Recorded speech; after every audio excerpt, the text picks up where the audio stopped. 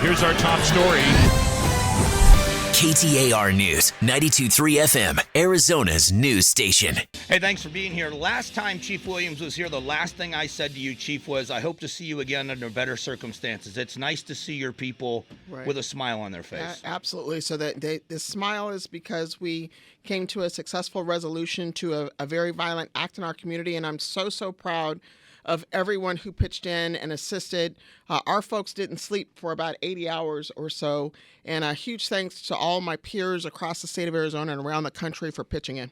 Yeah, it was, how many people, is there even an estimate, and how many people in your agency have been involved in this since Thursday? I mean, 24 hours a day, 7 days a week, right. Easter, no Easter, they were just working this case. So any idea? Yeah, well, I don't have an idea. I'm going to say hundreds, and that's definitely a guesstimate.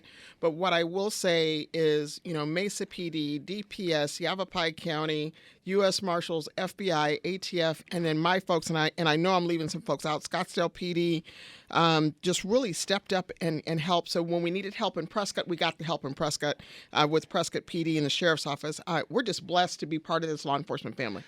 What a team effort, because the takedown was actually in the city of Scottsdale, but the way you work together with other agencies, and it isn't just the fact that it was a police officer that was involved, it was that it was such a dangerous guy. I mean, this was somebody that said he wasn't going out without a fight. He's, obviously he shot at a cop day one, so this was a dangerous guy. Absolutely dangerous person, which is why we said initially that we didn't want anyone to approach.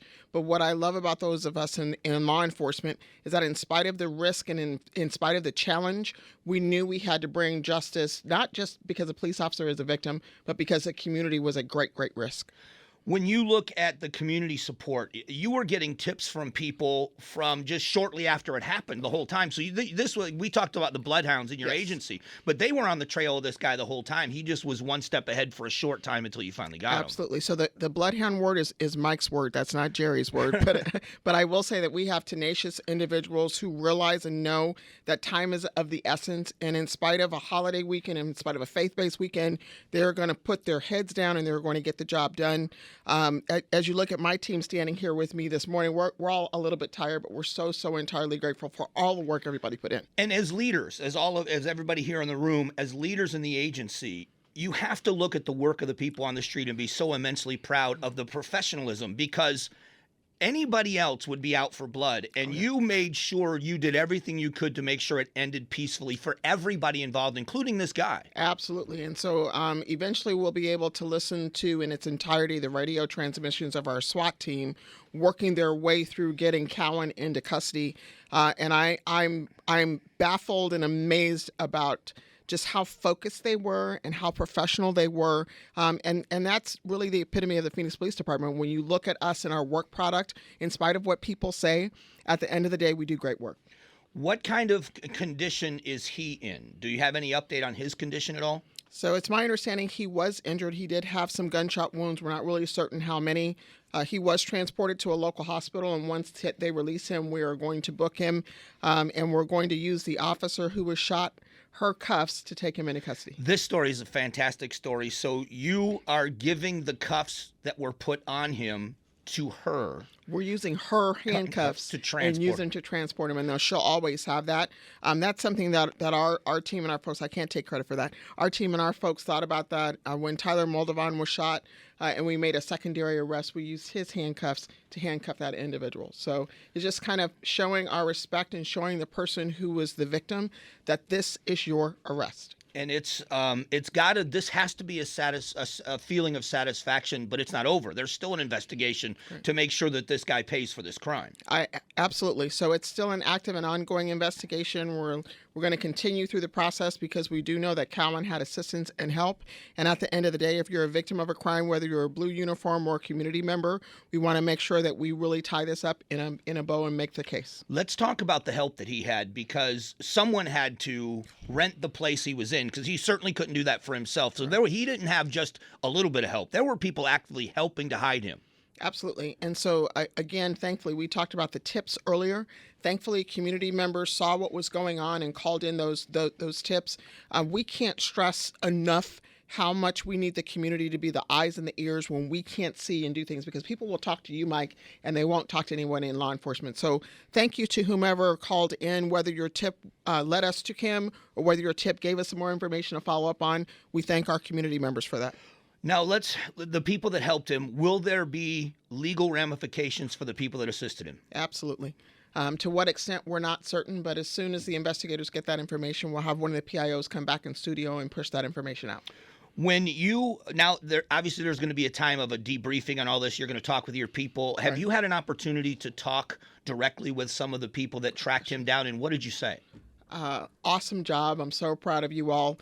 We actually walked the scene last night, and there was definitely pepper in the location, pepper and gas that was used.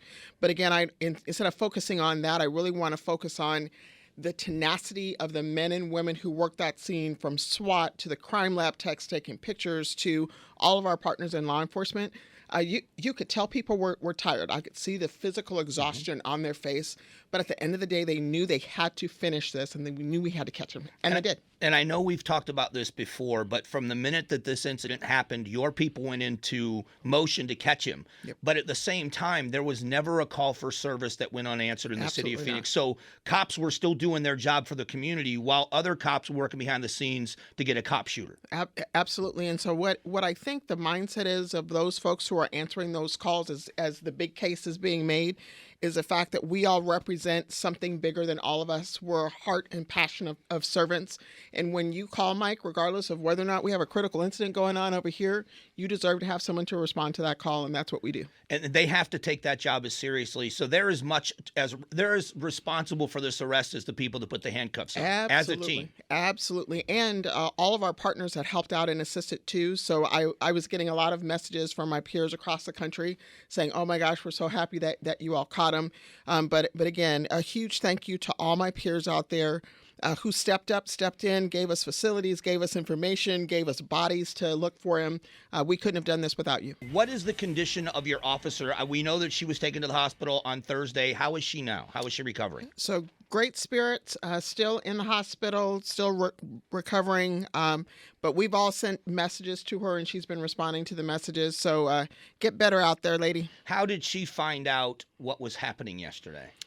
So probably a number of us were either calling or contacting her, but she was able to listen on the radio to the 5-6 hour standoff that we had with the SWAT team and Callan. She's now going to have an opportunity to face this guy in a courtroom. And I know there are a lot of people that were saying it would save us a lot of time and money if he was take himself out or whatever. But the fact that he's alive, he's now going to have to face her and face justice. And I think there's a lot of satisfaction in that. Absolutely. So if we think about this, he was telling our officers to shoot him. He wasn't going to come out. I just want to lift up the patience and professionalism displayed by the members of our department. It makes me proud to be the police chief. I didn't want to gloss over that. That is such a significant part of it. If that had happened to anybody I know and they had an opportunity to confront the person and that person was asking to be shot. Right. And they get their wish. I mean, they would get their wish. So they would, but then we step back to when we talk about Phoenix PD and we talk about professionalism, we talk about care and concern, we talk about empathy, we talk about all those things. That was absolutely demonstrated in a method and manner that tactically was carried out in a way that's amazing. So we're looking for justice and we're not looking for revenge. And that's what we saw yesterday. Yeah, and that's the restraint that takes. My goodness. Is amazing. Oh, my goodness. So listening to those SWAT radio transmission almost brought a tear to my eyes because I realized how tenacious and patient they were being in order to get him into custody.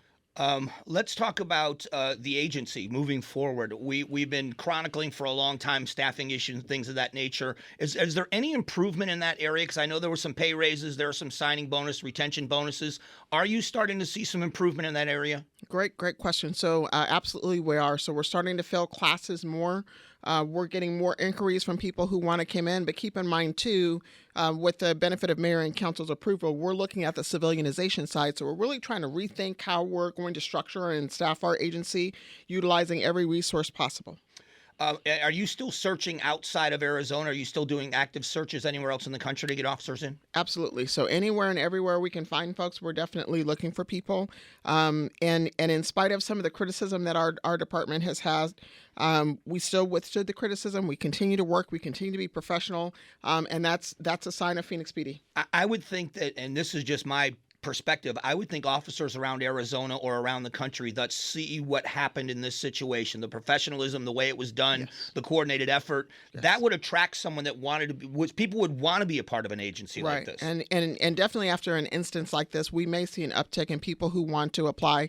Again, kudos to our peers out there who helped out and assisted, and to all the messages that we got from folks around the country. Thank you. You know, what we haven't talked about, I haven't talked about with you, but I've mentioned on the air, is the difficult process of becoming a police officer, because you have a lot of people that apply that don't even make it very far. They just don't qualify for one reason or another. There is a very strict vetting process. Right. Very strict vetting process. And quite frankly, you don't want to have just anyone showing up at your door. When you're having the worst day of your life, you don't want someone who shouldn't be the active representation of all that's good in a badge. And so we're very selective. We take this very seriously. But at the end of the day, we're looking for people with a heart, a passion to serve, and can communicate. And you know that the sense of pride and accomplishment when someone pins that badge on you. Absolutely. And none of us take it lightly. We have leaders here in the room. None of us take it lightly when we get asked to badge and pin someone. That's a tremendous honor. Chief, thank you. I appreciate the time Thanks, today. Mike.